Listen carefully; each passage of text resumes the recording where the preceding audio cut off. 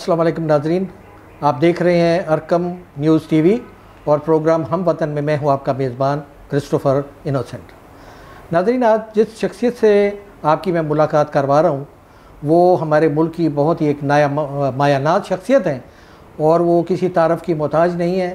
तो इससे पहले कि मैं आपको उनका नाम बताऊं, आप पहले ख़ुद ही देखिए कि ये शख्सियत कौन है। दुनिया भर में लाखों बच्चे जबरी मशक्क़त पर मामूर हैं। ख़वातीन को वहशियाना सलूक और जिनसी तशद्दुद का सामना है।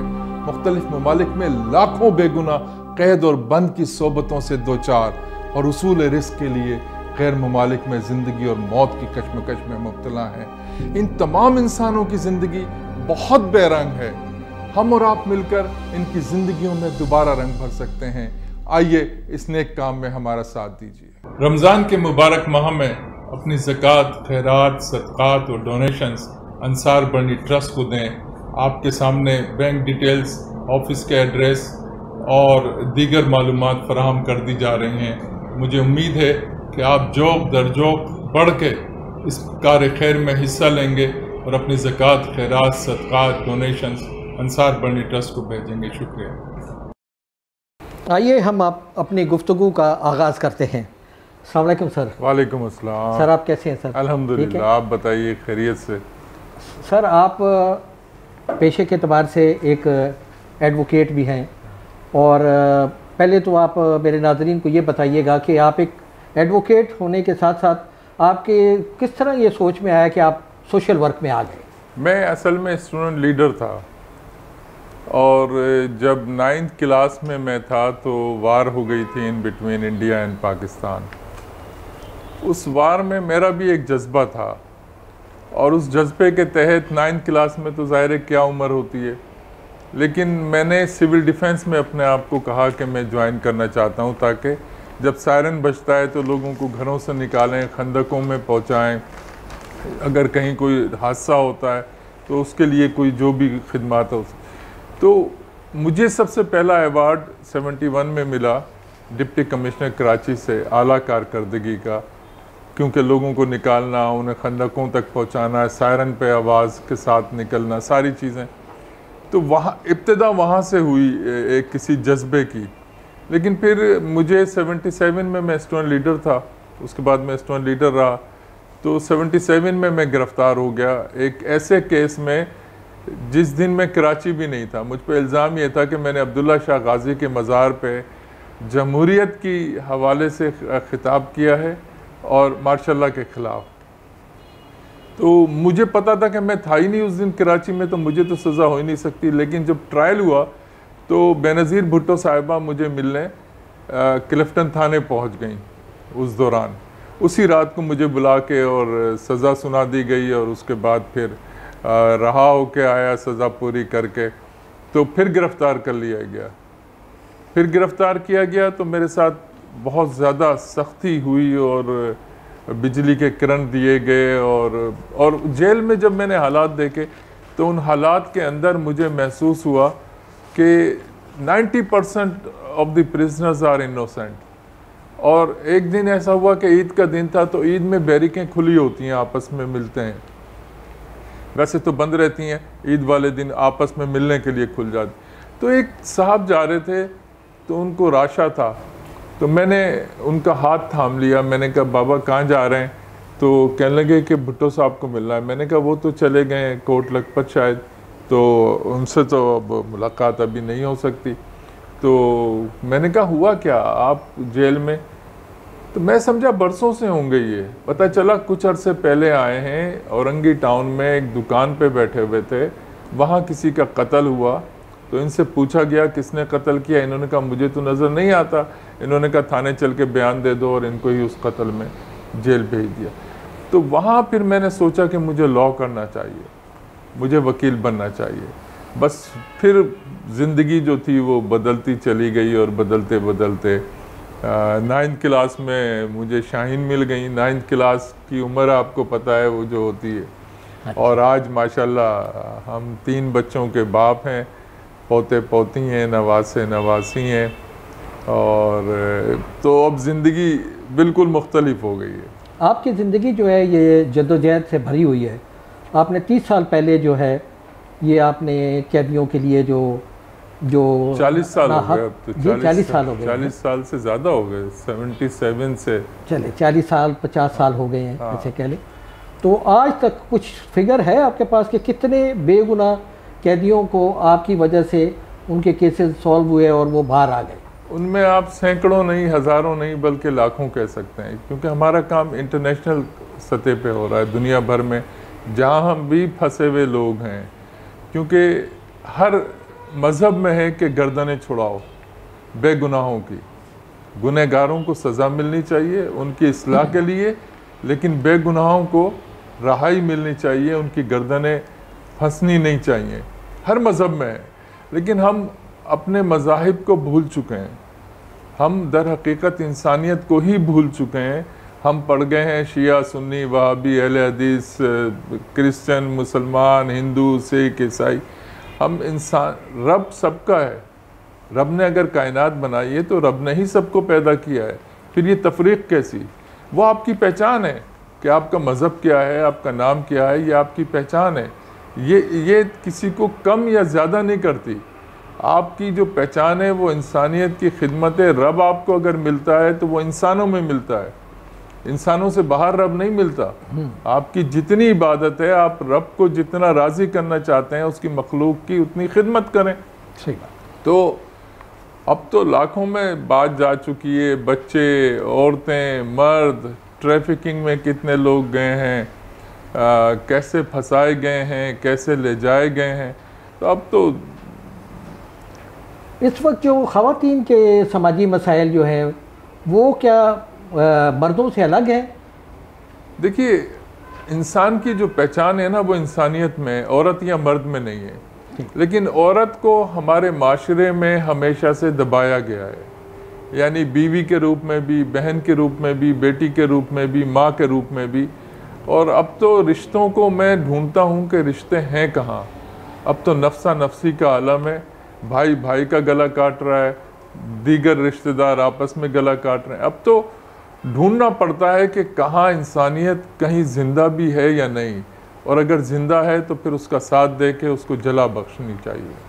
آپ ایڈوکیٹ بھی ہیں، اور اس وقت خواتین کے کس طرح کے کیسز ہیں جو عدالتوں میں زیادہ آ رہے ہیں؟ زیادہ تر جو فیملی کیسز ہیں وہ آ رہے ہیں بہت زیادہ.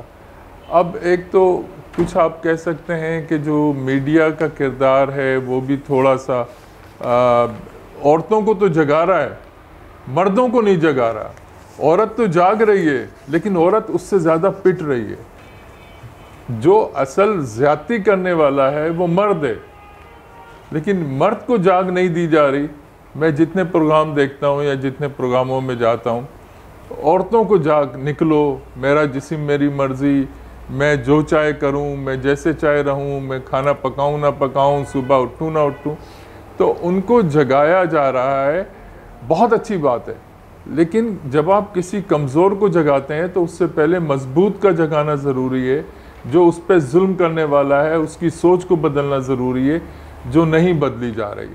بلکہ ہم دیکھ رہے ہیں کہ چھوٹی چھوٹی باتوں پہ طلاق پہ معاملات آ رہے ہیں، چھوٹی چھوٹی باتوں پہ جائیداد پہ معاملات آ رہے ہیں.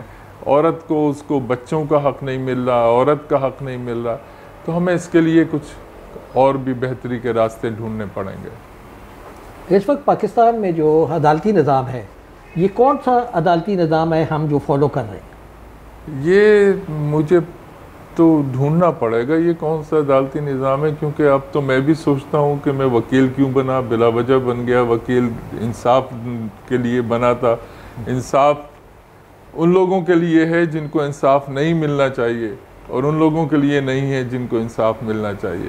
تو اب تو میں خود 40 سال کے بعد، 41 سال کے بعد سوچ رہا ہوں کہ یار میں وکیل کیوں بنا تھا. اگر انصاف کا یہ عالم ہے کہ جہاں انصاف میں اتنی زیادہ تفریق ہو جائے، جہاں اتنے زیادہ مسائل پیدا ہو جائیں کہ جس کے ساتھ انصاف ہونا چاہیے اس کو جیل میں ہونا پڑتا ہے، جس کو جیل میں ہونا چاہیے وہ باہر دندناتا پھرتا ہے. بلکہ ہم نے تو کئی قیدی ایسے بھی نکلوائے کہ جو کسی اور قیدیوں کے نام پہ وہاں رہ رہے تھے. ایسا بھی بہت کچھ، کیونکہ میں یہ سمجھتا ہوں، بلکہ کھل کے کہہ سکتا ہوں کہ اب انصاف کا قتل ہو رہا ہے، انصاف نہیں مل رہا۔ عدالتوں میں جب ہم جاتے ہیں ہم دیکھتے ہیں کہ وہاں جو ہے لوگ جو ہیں وہ پریشان ہیں، ادھر ان کے لیے وہ سہولتیں بھی نہیں ہیں، وہاں واش روم نہیں ہے۔ ہمارے کراچی کی عدالت کی میں بات کر رہا ہوں کہ میں نے خود سروے کیا ہے، وہاں پینے کے لیے پانی نہیں ہے۔ تو یہ جو سہولتیں ہیں ان کا اتنا فقدان ہے، اس کا کیا حل ہے آپ کے خیال میں؟ دیکھیے اس کا حل یہ ہے کہ ہمارے یہاں جو پولیٹیشنز ہیں وہ جب اپوزیشن میں ہوتے ہیں اور جیل جاتے ہیں یا ٹرائل پہ جاتے ہیں تو ان کو انسانیت یاد آتی ہے، لیکن جیسے ہی وہ باہر آتے ہیں وہ بدل جاتے ہیں، ان کو انسانیت ختم ہو جاتی ہے، وہ انسانیت کو بھول جاتے ہیں۔ اقتدار میں آتے ہیں تو پھر وہی باتیں ہوتی ہیں، لیکن جب اقتدار سے نکلتے ہیں تو تب کچھ اور فرق آ جاتا ہے۔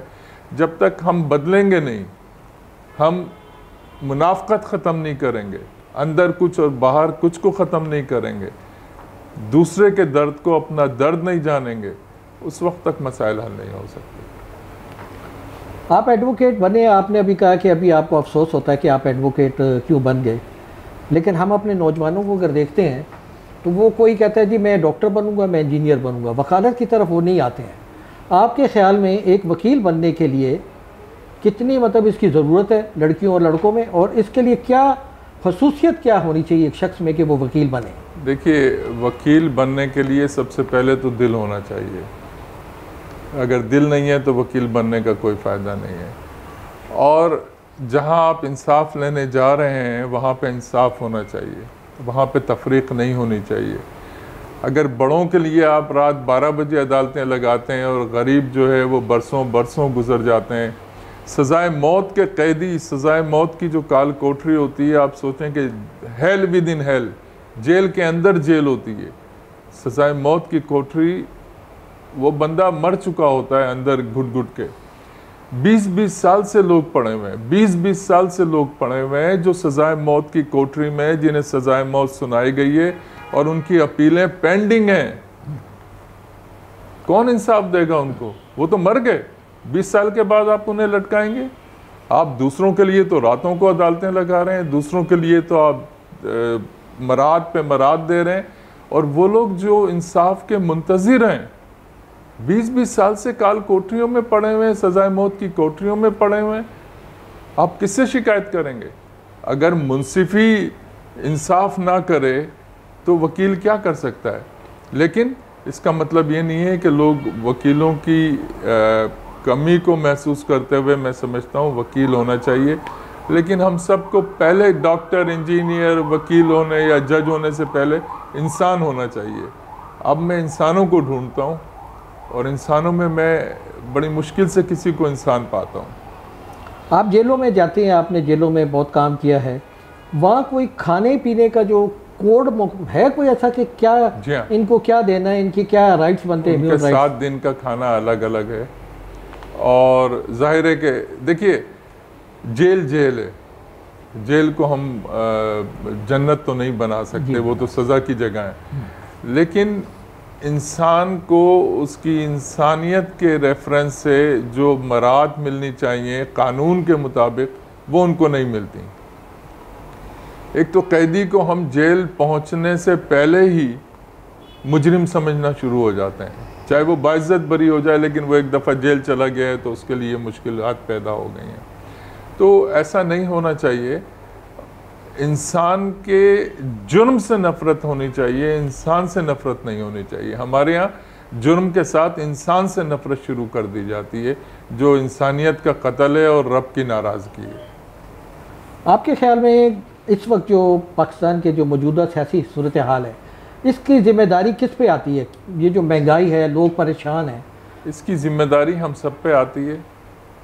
ہم اس طرح سے بانٹ دیے گئے ہیں، سندھی، پنجابی، پٹھان، بلوچ، سرائی کے مختلف ٹکڑوں میں بانٹ دیے گئے ہیں۔ اس سے نکلتے ہیں تو ہندو، مسلم، سکھ، عیسائی، یہودی، ہم اس میں بانٹ دیے گئے ہیں۔ تو جب تک ہم انسان بن کے اور ایک قوم بن کے نہیں سوچیں گے، ہم ایک قوم کہاں رہے ہیں؟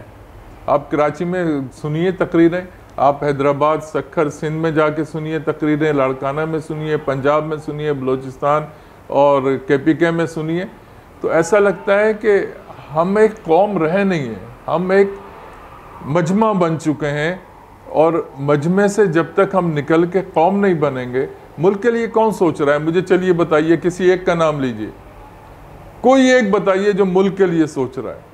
اور جب آپ ملک کے لیے نہیں سوچ رہے ہیں، ملک میں بسنے والوں کے لیے کیا سوچیں گے؟ تو یہ جو حالات جا رہے ہیں اس وقت، اللہ تبارک و تعالیٰ خیر کرے پروردگار، مجھے اچھے نہیں لگ رہے اپنی ملک کے لیے اور اپنی قوم کے لیے، اور دعا گو ہوں کہ اللہ پاک ان حالات سے اس ملک کو اور اس قوم کو نکالے اور انسانیت پہ اپنا فضل کرم کرے۔ آپ نوجوانوں کے لیے جو کہ ابھی اس وقت ایجوکیشن میں ہیں، ابھی انٹرمیڈیٹ لیول پہ ہیں، ان کے لیے کیا آپ کہنا چاہیں گے کہ وہ وکالت میں آئیں اور کس طرح کی اس پیشے کی وہ خدمت کر سکتے ہیں لوگوں کی؟ دیکھیے، اگر جذبہ ہے تو آئیں، اگر پیسے کمانے آنا ہے تو بہت ساری فیلڈز، یہ انصاف کا مندر ہے، یہ انصاف کا گھر ہے، یہ انصاف کی مسجد ہے، یہ انصاف کا گرجا ہے، یہ انصاف کا کلیسا ہے۔ یہاں جب آئیں تو یہ سوچ کے آئیں کہ ہم نے دوسروں کے حقوق کے لیے لڑنا ہے۔ ایک زمانے میں جب وکالت شروع ہوئی تھی تو یورپ کا ایک ملک ہے، وہاں کوٹ پہنا جاتا تھا اور اس کے پیچھے ایک جیب ہوتی تھی، تو کلائنٹ سے پیسے طے نہیں ہوتے تھے، فیس طے نہیں ہوتی تھی۔ جب اس کا فیصلہ ہوتا تھا تو کلائنٹ اس جیب میں پیچھے ڈال کے چلا جاتا تھا، اور وکیل کو پتا ہوتا تھا کہ کوئی پیسے ڈال کے گیا ہے تو اس کو گنا نہیں کرتے تھے۔ اب تو آپ دیکھیے کہ کسی کے پاس پیسے ہیں یا نہیں ہیں، وہ پیسوں کے بغیر، پیسوں میں بھی اس کو انصاف نہیں مل پاتا۔ جی، تو ہمیں اس کو یہ جاگ پیدا کرنی ہے، اور وہی وکیل پھر جج بھی بنتا ہے، اور سارے جج پہلے وکیل ہیں، اس کے بعد جج بنے۔ تو اگر وکالت میں ہمارا یہ حال ہوگا تو جج بن کے ہم کیا سوچ رہے ہوں گے؟ وکالت کا جو یونیفارم ہے، اس کے بارے میں بہت دفعہ ذہن میں خیال آتا ہے کہ یہ کالا کوٹ، کالی ٹائی اور وائٹ شرٹ، وائٹ پینٹ، یہ اس کا کیا کوئی مخصوص اس کا کوئی مطلب بنتا ہے؟ دیکھیے، اس میں جیسے ڈاکٹر ایک گاؤن پہنے ہوتا ہے تو پتہ ہوتا ہے آپ کو کہ اس نے گاؤن پہنی ہوئی ہے، ایک فوجی یا سپاہی یا ایک وردی پہنے ہوتا ہے تو آپ کو پتہ ہوتا ہے اس کا پروفیشن کیا ہے۔ تو یہ ایک پروفیشن کی نشانی ہے کہ وکالت کی، اور انصاف کی نشانی ہے در حقیقت یہ، اگر ہم انصاف دلا سکیں یا دے سکیں تو۔ مطلب بلیک کو وائٹ کرنا ہے، وائٹ کو بلیک کرنا ہے؟ میرا خیال یہ ہے کہ نہ بلیک کو وائٹ کرنے کی ضرورت ہے، نہ وائٹ کو بلیک کرنے کی ضرورت ہے، انسان بننے کی ضرورت ہے۔ صحیح ہے کہ ہم کس کے لیے نکلے ہیں؟ اپنے آپ کو راضی کرنے کے لیے یا رب کو راضی کرنے کے لیے، اس کے بندوں کی خدمت سے؟ تو یہ فیصلہ کرنا ہے کہ ہم نکلے کس لیے ہیں، اپنی ذات کے لیے یا کسی کو انصاف دلانے کے لیے۔ خواتین کا آپ نے بتایا کہ اس وقت جو ہے خاصے مسائل ہیں خواتین کے، اور ادھر عدالت میں بھی جو کیسز چل رہے ہیں وہ زیادہ تر طلاق کے اور خلا کے کیسز ہیں بہت زیادہ۔ اس کے لیے جو آپ کہہ رہے ہیں کہ عورت کو موٹیویٹ کرنے کی ضرورت ہے، یا اس کے لیے کیا آپ سجیشن دیتے ہیں جب آپ کے پاس کوئی ایسا کیس آتا ہے تو آپ کیا کرتے ہیں؟ دیکھیے، میں ابھی ایک ٹی وی پروگرام میں تھا پچھلے دنوں، تو مجھ سے یہ سوال ہوا کہ مرد بہت زیادتیاں کرتے ہیں، دوسری شادیاں کر لیتے ہیں، اور سوال کرنے والی خاتون سے میں نے پوچھا کہ یہاں پہ بیٹھ کے جو این جی اوز آتی ہیں یا جو اینکرز آتے ہیں، وہ یہ تو کہتے ہیں کہ انصاف نہیں مل رہا، کیا آپ لوگ کبھی اٹھے ہیں انصاف کے لیے؟ نہیں۔ آپ تعلیم تو دے رہے ہیں، آپ جاگ تو دے رہے ہیں، آپ عورت کو اکسا رہے ہیں کہ اگر یہ ہوتا ہے تو طلاق لے لو، یہ ہوتا ہے تو طلاق لے لو، لیکن اس کی اصل جس کو جگانا ہے اس مرد سے آپ بھی گھر میں خوف زدہ ہیں۔ آپ کے شوہر نے دوسری شادی کی تو آپ چپ بیٹھی ہیں، دوسروں کو آپ اکسا رہی ہیں کہ طلاق لے لو یا 6 مہینے کی میاں کو سزا کرا دو۔ اپنے گھر سے شروع کرو، اور جب اپنے گھر سے شروع کرو گی تو پھر آسانی ہو جائے گی۔ اور کوئی آپ پیغام دینا چاہیں اس وقت لوگوں کو؟ یہ جو مہنگائی کے حالات ہیں اس میں لوگ کیسے صبر کریں یا کیا کریں، کس طرح؟ میں نے تو جب سے ہوش سنبھالا ہے میں یہی سنتا آ رہا ہوں کہ مہنگائی مہنگائی مہنگائی، اور مہنگائی بڑھتی چلی جا رہی ہے۔ اس کے حل کی طرف حکومتی توجہ دے سکتی ہے۔